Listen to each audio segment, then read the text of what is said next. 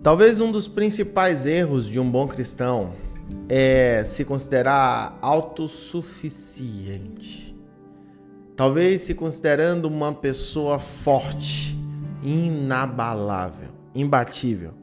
Ignorar totalmente a sua condição humana. Olá, eu sou o Luan e é um prazer ter você aqui. Esse é o nosso canal que eu chamo de a plataforma de bênção. Se você gosta dessa proposta de vídeo, de estudar a palavra de Deus e trazer uma aplicação para a nossa vida, eu já te convido a deixar um like e se inscrever nesse canal, pois aqui você só irá receber palavras para abençoar a sua vida. Amém? Talvez na nossa caminhada com Jesus chegue um momento, e eu desejo que chegue esse momento na sua vida, de tanta intimidade, de tanto... Nós oramos tanto, buscamos tanto, que começamos a nos sentir fortes, começamos a nos sentir poderosos e esquecemos dos perigos que o mundo continua nos oferecendo. Podemos começar a achar que temos um autocontrole quase que superior ao humano e que nada vai nos pegar. É por isso e nessa hora que acontece os maiores erros da vida de uma pessoa. Sabe, quem trabalha com trabalhos perigosos, seja em altura, com eletricidade ou com materiais, máquinas cortantes, dizem que o maior perigo é justamente quando a pessoa já está com experiência, ela está autoconfiante, ela está segura do que ela está fazendo. Pois é, na Bíblia existia uma pessoa que nunca ficava 100% confiante. Ele reconhecia a sua fraqueza, ele reconhecia a sua pequenez e a sua incapacidade. E isso fazia com que ele tomasse precauções acima da média. Isso fazia com que ele tomasse precauções diferenciadas. Quem? Eu estou falando de José. José, ele veio de escravo. Imagina você um escravo, uma pessoa sem direitos, uma pessoa que de repente subiu na vida.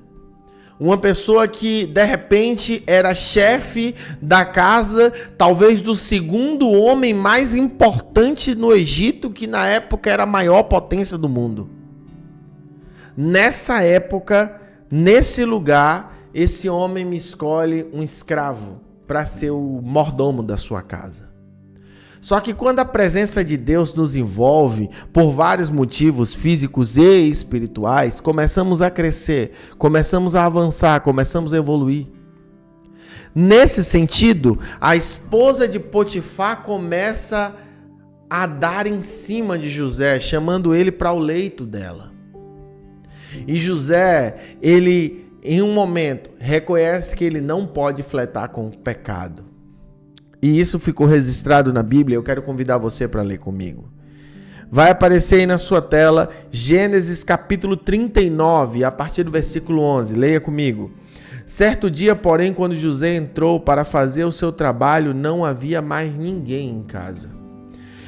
Ela se aproximou, agarrou pelo manto, e exigiu: venha, deite-se comigo. José se desvencilhou e fugiu da casa, mas o manto ficou na mão da mulher. Olha aqui o que eu vou te falar. José poderia resistir, José poderia tentar se desvencilhar dela, acalmá-la, se afastar. Só que pensa comigo, José era homem. José, nessa época, deveria ter 17, 18, talvez no máximo 19 anos, pelos dados teológicos que temos. José era um garoto, pré-adolescente, os hormônios à flor da pele. José cheio de energia, disposição. Eu imagino que José, no seu íntimo, ele queria se deitar com a mulher de Potifar.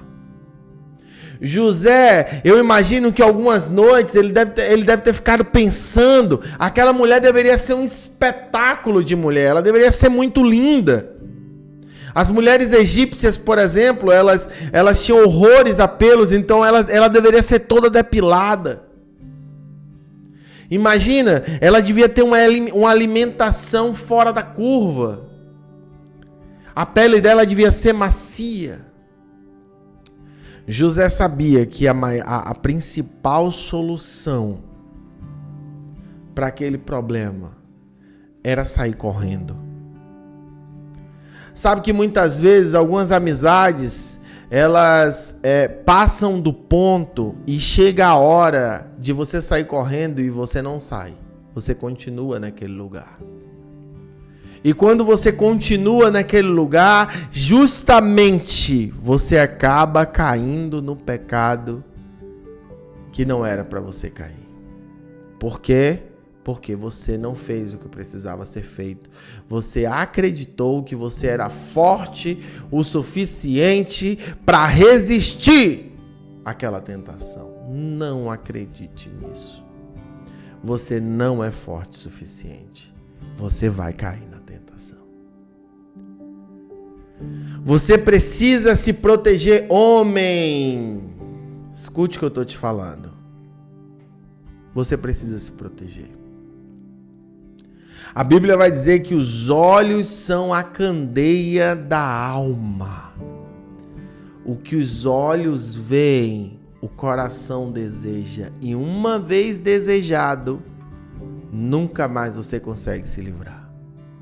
Então é por isso que você não deve ficar seguindo aquela colega de trabalho que posta todo dia foto de biquíni, foto assim, foto assado. Você não deve seguir. Irmãs, em nome de Jesus, para de seguir aquele irmãozinho, você que é casada, obviamente. Para de seguir o irmão que fica postando ele na academia, ele na praia de sunga, que fica postando ele. Para com isso. Isso só vai te levar a ter cada vez mais proximidade, flerte desnecessário com o pecado.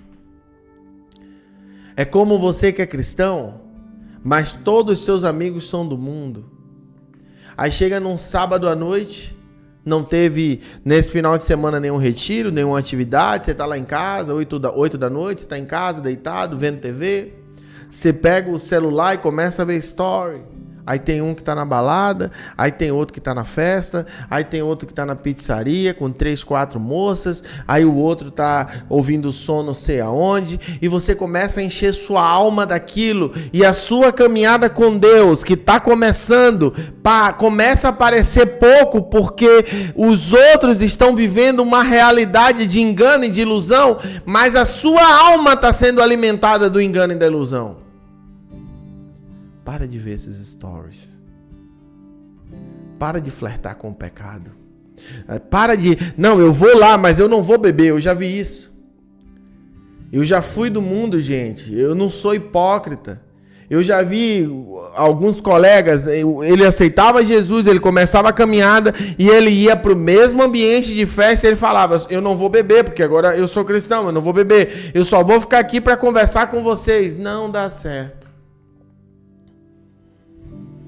Não flerte com o pecado. Não flerte com o pecado. Se você flertar, você vai perder. Agora, sempre há esperança. Sempre há uma chance. Você sempre vai ter uma saída. E essa saída está registrada em 1 Coríntios capítulo 10, a partir do versículo 12. Veja aqui comigo. Portanto, se vocês pensam que estão de pé, cuidem para que não caiam.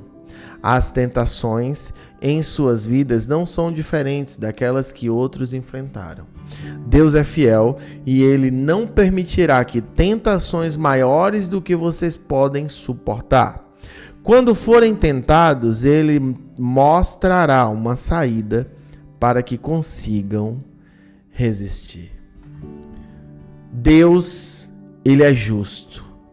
E sendo justo, Ele nunca te enviará uma tentação maior do que você possa suportar.